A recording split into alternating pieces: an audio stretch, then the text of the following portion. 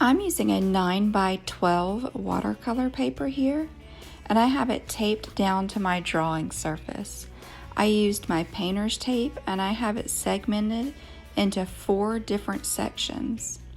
And I started laying down my watercolor paint, and as you see here, I've started putting down my paint, and I'm just trying to get my colors how I like them. Now you see they're starting to get a little bit dark, and I'm just trying to get the pigment how I like it. Now I don't want to get my paint too dark because I'm going to be drawing on top of it.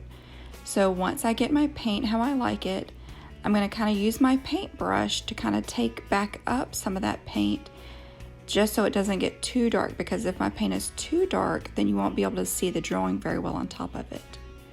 So I'm just getting my pigment how I like it, and you can use a paper towel or a napkin and kind of soak some of that paint back up a little bit. And you can either use the wet on wet technique, or you can just wash your watercolor straight on. It just kind of depends on however you want to approach this. There's no rhyme or reason to this. You can just put it on however you want. You can use 1 color, 2 colors, however many colors you want. It just kind of depends on however you want to do it. But it's best to, with a 9 by 12 paper, segmented into 4 parts makes it a perfect size for the bookmarks.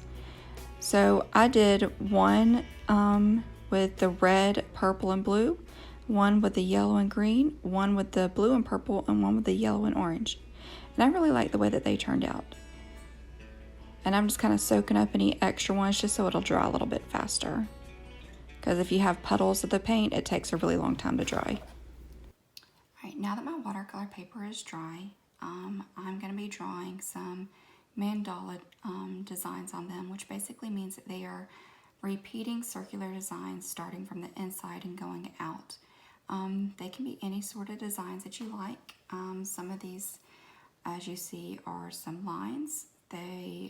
Some have some kind of flower designs, some have some circular designs or some zigzags, some dots. So anything that you want, it just has some, not necessarily it has to be circular lines, but a repeated kind of circular pattern going outward. So I'm going to get started on my last one. I'm going to start up here.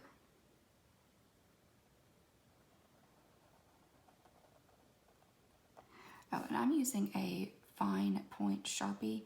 I did start with, which one? I can't remember which one. One of them I started with a gel pen. I didn't really like how the gel pen was working. I liked the Sharpie better, so I'm going to go back to the Sharpie.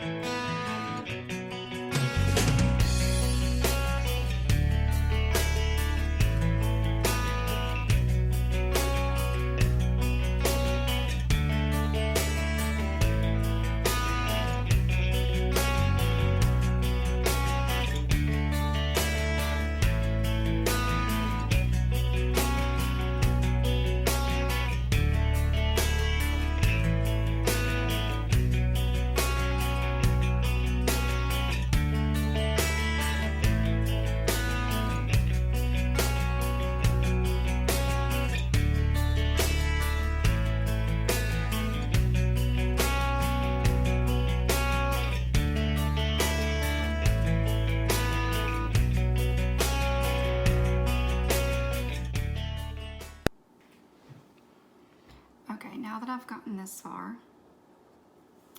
I have got to get my 2 designs to come together. Sort of like how these ones come together. This one's just 2 circles, but I've got to get them to flow together. Okay, so I'm going to keep bringing this circle this way and this circle this way. Okay, so I'm just going to keep bringing my circles together. So I'm just kind of making my circles up as I go along and figuring out how I want to bring my circles together.